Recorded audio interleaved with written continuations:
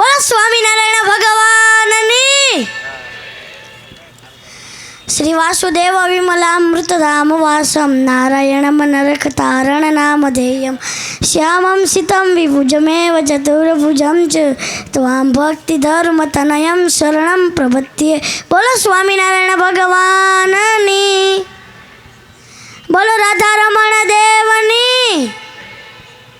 હરિકૃષ્ણ મહારાજની. અનંત કોટી બ્રહ્માંડના નાયક પરબ્રહ્મ પરમાત્મા સર્વ કારણોના કારણ એવા ભગવાન શ્રી સ્વામિનારાયણ તથા અહીં વ્યાસપીઠ પર બિરાજમાન આપણને સર્વને ઘર સભાનું રસપાન કરાવ્યું સરસ મજાનું એવા પરમ પૂજ્યપાદ ગુરુ શ્રી નિત્ય સ્વરૂપદાસજી સ્વામી તથા અહીં ઉપસ્થિત તમામ મારા વાલા બ્રહ્મનિષ્ઠ સંતો તથા વાલા હરિભક્તોના રુદ્ર હિરપરાના જય સ્વામિનારાયણ, જય સ્વામિનારાયણ. અરે વાલા હરિભક્તો, આજે આપણે સૌ જ્યારે ભેગા થયા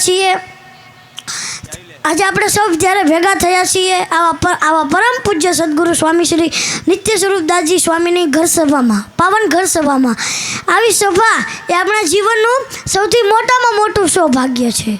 હા, તો આપણે પહેલું જોઈએ ને તો આજે કારણ કે અહીં ગુરુ શ્રી ભગવાન સ્વામિનારાયણની લીલા, મહિમા અને ઉપદેશોને યાદ કરાવે છે. આપણે પહેલું જોઈએ ને કે આજે આપણને એક એવા ગુરુ મળ્યા છે કે તેમણે તેમનું સમગ્ર જીવન ભગવાન સ્વામિનારાયણના ચરણોમાં સમર્પિત કરી દીધું છે. અરે વાલા હરિભક્તો, તમે વિચાર તો કરો. આજે પૂજ્યપાદ ગુરુ શ્રી નિત્ય સ્વરૂપદાસજી સ્વામીએ ઘરમાં સત્સંગની જ્યોત પ્રગટાવી છે. મારા જેવડા નાના ભૂલકાઓથી લઈને આપ સૌ જેવડા વડીલો સુધી બધાને ભગવાન સ્વામિનારાયણના મુક્ત ભાવે ભજન કરવાનો આવો સરસ માર્ગ બતાવ્યો છે.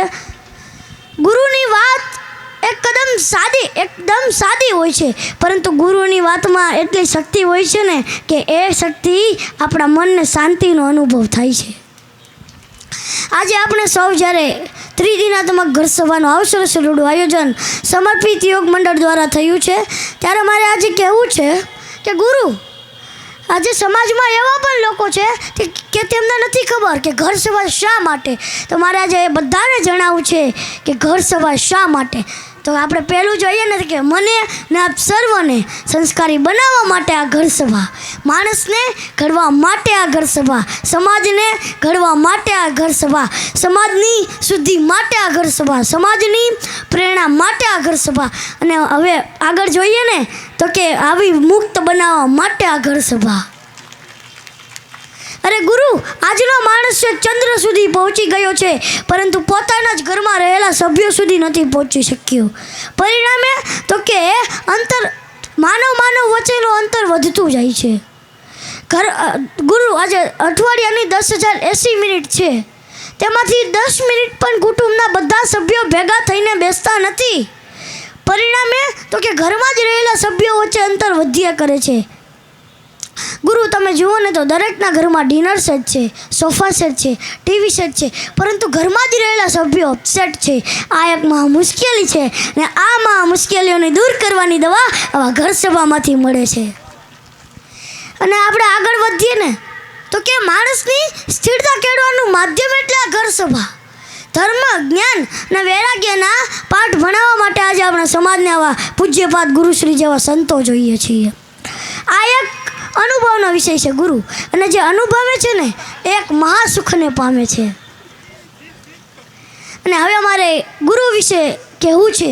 તમે મને જેટલો પણ સમય આપો ને ગુરુ વિશે કહેવાનો એટલો ઓછો પડે. મારે કહેવું છે कि हजारों रंग चाहिए एक रंगोली बनाने के लिए, हजारों रंग चाहिए एक रंगोली बनाने के लिए, हजारों फूल चाहिए एक माला बनाने के लिए, हजारों फूल चाहिए एक माला बनाने के लिए. बस मैं तो यही कहता हूँ कि ऐसे पूज्यपाद गुरु श्री जैसे एक गुरु ही काफ़ी है हमारे जैसे छोटे छोटे बच्चों की ज़िंदगी को संवारने के लिए. હવે હું કહું ને તો કે ફૂલને 70 રૂપિયા પામવું હોય ને તો તેમને ઉકળતી કઢાઈમાં ઉકળવું પડે છે. વાંસના ટુકડાને વાંસળી બનવું હોય ને તો તેમણે આખા શરીરે વિંધાવવું પડે છે. હરિપદ પામવા માટે ટાચણે પણ ટીંચાવવું પડે છે. અને વાલા હરિભક્તો, જો આપણે પૂરી રીતે મુક્ત બનવું હોય ને તો મારા પૂજ્યપાદ ગુરુશ્રી પાસે આવીને બસ ખાલી એક ઘર સભા સાંભળવી પડે છે. એક ઘર સભા સાંભળવી પડે છે. હવે ગુરુ મારે વડતાલમાં બિરાજમાન મારા હરિકૃષ્ણ મહારાજને યાદ કરવા છે ત્યારે કે સુખમાં મહેમાન બની આવે અને દુઃખમાં ભાગીદાર બનીને આવે ને. સુખમાં મહેમાન બની આવે અને દુઃખમાં ભાગીદાર બનીને આવે ને એ જ મારા હરિકૃષ્ણ મહારાજ. અને એમના ચરણોમાં હું એટલી જ પ્રાર્થના કરું છું કે ગમે તેવી મુસીબત આવશે ને મહારાજ, પણ આ માથું તો તમારા દરબારમાં જ ઝૂકશે, તમારા દરબારમાં જ ઝૂકશે. મનમાં હરી અને દિલમાં કૃષ્ણ રાખું છું, મનમાં હરી અને દિલમાં કૃષ્ણ રાખું છું.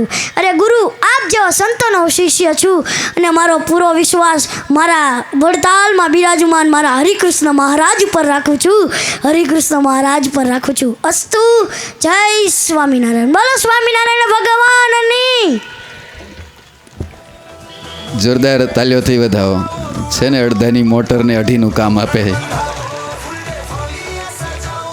अगर ये वीडियो आपको पसंद आया हो तो लाइक करें और शेयर करना मत भूलिए. सब्सक्राइब करें सरदार कथा चैनल को और बेल आइकॉन पर क्लिक करना मत भूलिए लेटेस्ट वीडियो सबसे पहले पाने के लिए.